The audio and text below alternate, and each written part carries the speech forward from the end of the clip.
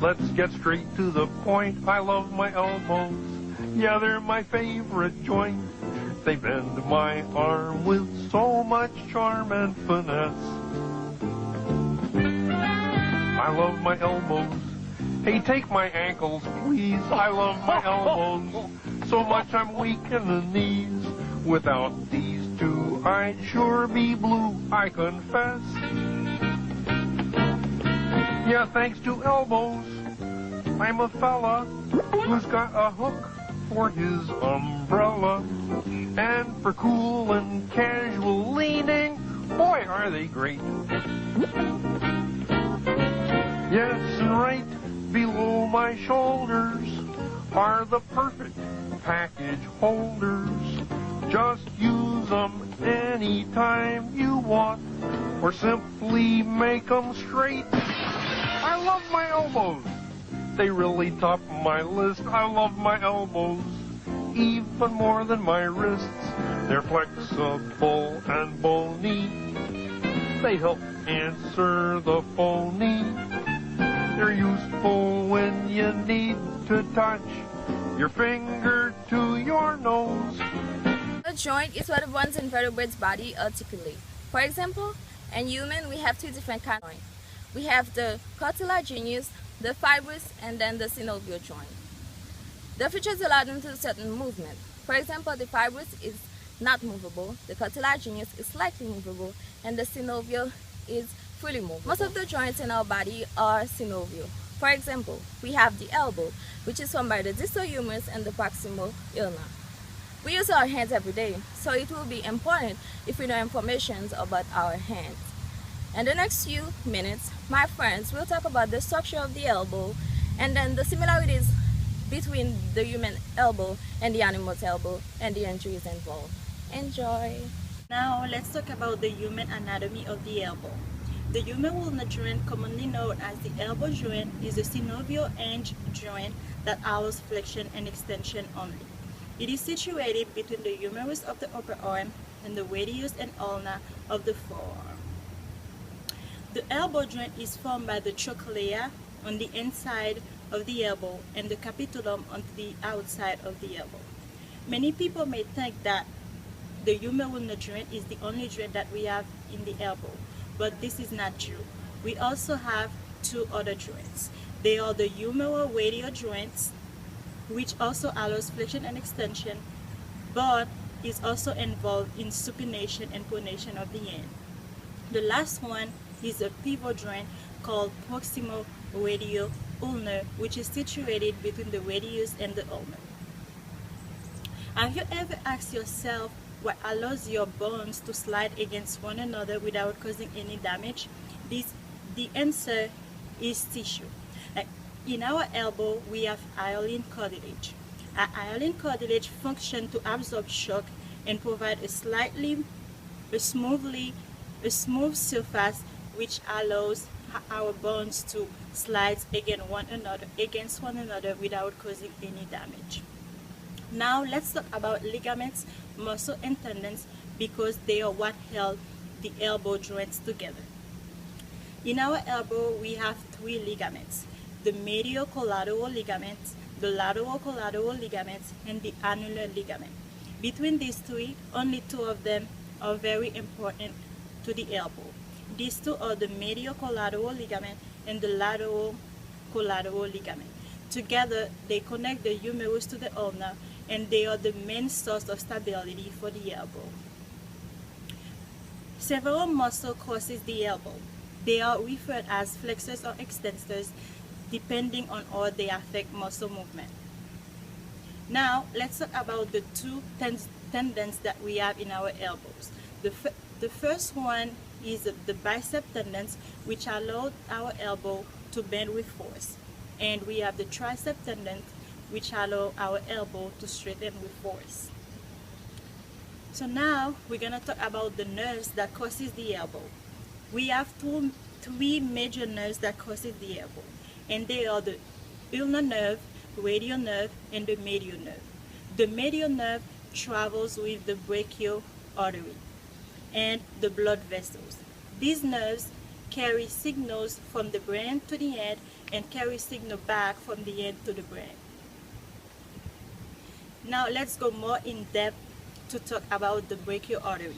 The brachial artery is the only artery that passes through the elbow to supply the hand and forearm with blood.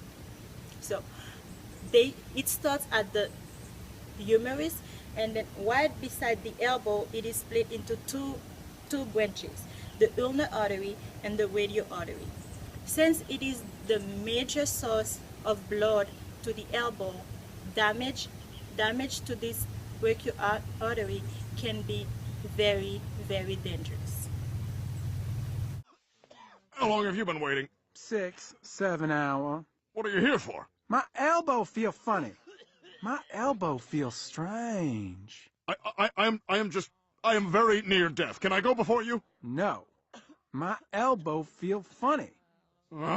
Examination X-rays show that this patient had lateral epicondylitis, commonly known as tennis elbow, which is an inflammation at the lateral epicondyle. However, lateral epicondylitis is not the only injury that we can have at the elbow. We can also have medial tendinosis, known as golfer's elbow, fractures, dislocation, infection, arthritis, and bursitis. Like humans, animals also have joints and ligaments. Some are different to human joints and some are similar, like the slow loris. The slow loris is a small nocturnal primate. The anatomy of the loris elbow is much like a human's, with a distal humerus connected to a proximal ulna. The slow loris is found across a belt of countries in Indonesia. Bites of their bodies are used in traditional medicine. They are also the world's only venomous primate. Its venom is stored in the elbow patch. The loris will suck in the venom from the patch, then mix it around in its mouth before delivering a toxin bite. So that's kind of crazy, as in if it was being attacked, they would cover their head and bite their patch and to poison another animal. And I think that's interesting. The horse looks like it has all legs, but actually the front two legs are considered to be the arms. The trochlea of the humerus is the largest area and is located immediately with a central depression. On the lateral side, there is a smaller, flatter area called the capitulum. Radius and ulna are fused together. This prevents lateral and medial movement when the joint is in extension. This is also why it's impossible to dislocate the joint unless it's in flexion. The collateral ligaments run from the humerus epicondyles to radius and ulna, which it also helps to limit the movement to flexion and extension. By looking at the anatomy of the squirrel, we see that the radius and the ulna are tightly bound together by the wrist. Also, flying squirrels being able to glide long distance is only one part of the adaptation. A flying squirrel must be able to steer and land safely. It seems that small flying squirrels use their tails to steer, but large flying squirrels probably steer by adjusting their arm positions. Even the aerodynamics of steering and landing are not well known for flying squirrels. Stability in flying squirrels are accomplished by reducing movement between the forearm bones, radius, and ulna of all three wrist bones.